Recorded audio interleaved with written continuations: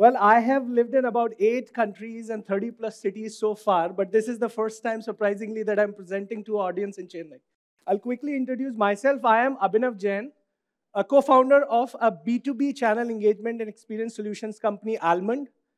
Though my love and affair for metaverse and related technologies goes back for like 15 years, but just alone in last 2 years, I've studied and read about 50 or so white papers and ebooks on the metaverse, spoke to about 300 plus global leaders regarding metaverse and their vision for the metaverse, and about 800 or so blogs. And I also run a global community of metaverse proponents and opponents of about 4,500 members, and we call them MetaMonks. So today, I am going to share with you my best of the best learnings with these discussions so far happened. And I also have a parental advisory for all of you, and that goes like this. Because the next 15 minutes are going to definitely transform your thoughts for the future. About 2,500 years ago, in Indo-Aryan language called Prakrit, a term was coined called Anekantvad, which means multi-perspective and many-sidedness. And it has very beautiful moral story attached to it. And the story goes like this. A group of blind people heard that a very strange animal called elephant was brought into their town. They have never heard of it. They have never seen it, of course, because they are blind. So what they thought, they said, let's make a group. Let's go and experience the animal by touching, which they were capable of, right? So they went. And all of these people, they just groped the animal, and each of them found out one body part to touch, right? So the one which held the trunk of the elephant said that this is being like a thick snake. The one who held the ear of the elephant said that this is like a fan, old fan, right? The one who held the leg said that this is like a tree trunk or a pillar, right? And then the one in the top right, which held the tail of the animal, said that this is like a rope, right? So my question to you is, were they right or wrong? They could be anything. Yes, they were right as well as wrong, but this example depicts a very powerful stuff, which says that the perception is limited by the context that you have. So of course they were right because they were just touching that body part of the animal, but since they did not have the complete context of it, they were just imagining up to what they knew. 2,500 years fast forward, this elephant is the metaverse today. We just know a limited context of it, and we are trying to define with what we know. So in the current context, what do we think of metaverse? Well, there is a very literal definition, which says that metaverse is a single unified immersive internet. Very tough word to understand, but it doesn't end here. It also says that the internet which you can experience only through devices like VR glasses, AR glasses, or probably some high-end mobile phones or such devices, right? Let me give you a very basic example of it. Imagine we have 3 friends sitting in 3 different cities, Chennai, London, and probably New York. And all of these 3, if they want to discuss something, what they would do? They would probably go on a WhatsApp call or on a video call or something like that. But if I ask you to say, how would they experience something together? That means they might be working on a product which they want to see from all the sides. They might be working on an idea which they want to curate together. How would they do that, right? That is a perfect gateway to understand what metaverse can offer. Imagine if these 3 friends could come onto their avatars through the headsets and probably experience something, explore something, and do it together. This is just example, and I'm not calling this metaverse, right? Let me give you another example which will be more easy for you. If you have to shop something today, what would you do? You go to a website, right?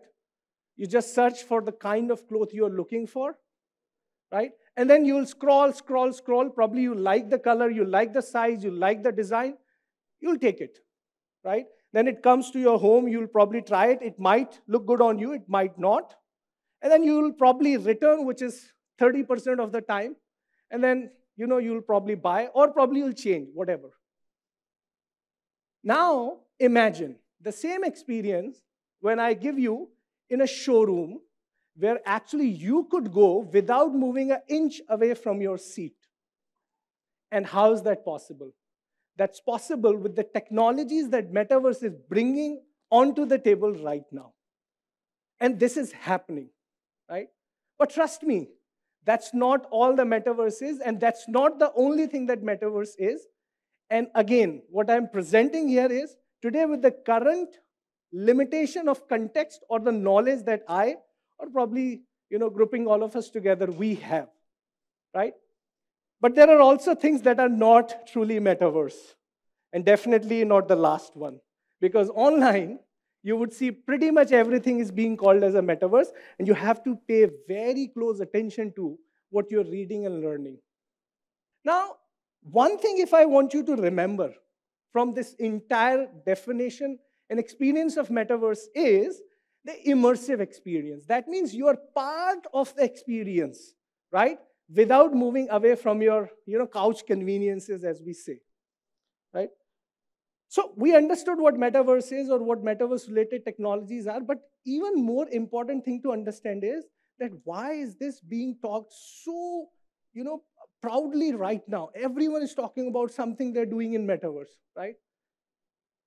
And the reason is, which you'll now understand, is some data and insights that I've curated with the learnings that we have. By now, we have seen that in every 15 to 20 years, technologies have brought the experience closer to you. What do I mean by that? So about in 1960, we used to experience a game in stadium, which was probably 300 feet away from you. Then in 20 years, a television came which brought this experience to close to you, about 10 feet away. Then laptop or computer came, which brought it to 3 feet. Then mobile, which brought it just near your body. And then now we are getting VR glasses, which brought it to 2 inches. And soon, you will see in next couple of years, there'll be AR lenses. In fact, they are now being tested, or brain chips, which will actually give you the experience right through your eyes. This is very powerful. And this is a pattern, right? Second thing, if you look at the world's population right now, okay, about 60% or less are less than 40 years. 60% or, about 40 years. And more than 50% of this is less than 20 years, right? And this is what we call the Gen Z and, millennials and all the good names that we give to this, amazing generation, right? And they have a very interesting experience patterns. This is the data from a McKinsey report, which says that 75% of Gen Z and millennials wants to experience things, not possess them. So I've grown up, hearing from my family, you have to own a home, you have to own a car. Well, I'm very confident that my daughter, she will say, I don't need to own a home, probably I'll just rent it out, right? And this is already happening in the West, right? Even more insightful details. About 70% of the total consumer base, which the company surveyed, they said that digital identity is equally or even more important for them. What does that mean? Your Facebook profile, your avatar, your Instagram profile is, for 70% people, is more important than the physical look-alike or physical, how they look, how they experience and everything. And this is also driving to a very interesting conclusion, which is about 69% of the youth says that they are buying, they're experiencing because of the fear of missing out. Now, if you're combining all these three, right, the experience which is coming closer to you, the population which is driving these patterns, and these amazing insights, I think we all will conclude to one thing, that future will be driven by digital experiences, right? And in fact, I would not be exaggerating if I would say it's not the future. In fact, a lot of good things are happening in the current with the digital experiences. Industrial training. A data or a report from Global Industry Report says that about 15% of entire trainings have gone digital. All sorts of trainings. And soon they will become immersive, right? Factory twins. A very large automobile company in Germany or Europe somewhere created their entire factory in the 3D form or metaverse, and before launching a physical car, they are launching it through the metaverse or digital twin of the company to understand what kind of checkups or things or lines they will need to do it in physically. That's pretty disruptive, right? And it saved them hundreds of millions of pounds. Medical education. I was reading a report where it said that there are some sort of patterns or operations which they cannot do on the living humans. And on the dead bodies, they don't work. So how would they still learn about those practices? Well, they created a meta-human, performed those operations, and found out the learnings. Amazing, right? And of course, virtual classes. All of our kids have been attending virtual classes for almost 2.5 years now. But right now, I'm not just saying that those are the metaversal experiences. This is the gateway to the metaverse. And that's very important, right?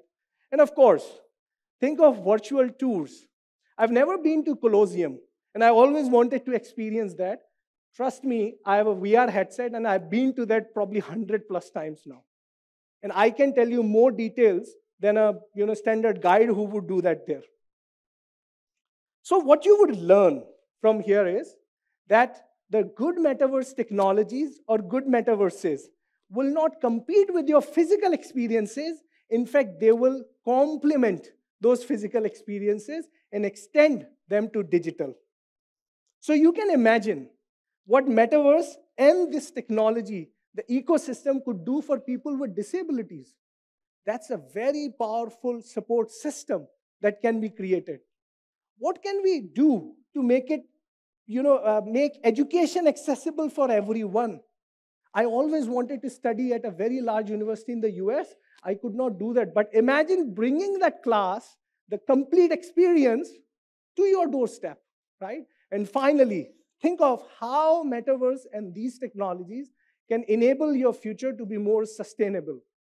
And finally, my love for the metaverse and such experiences got deepened when I saw one of my friend's grandmother bowed her head when we saw a temple for the first time in her life that she always wanted to go to. She cried after this experience.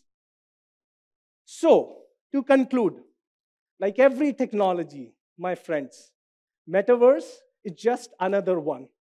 There is no good or bad about it. So I can conclude that neither there is a hype, nor there is a hope. It is like what we will make it. And that is an idea worth spreading. Thank you so much.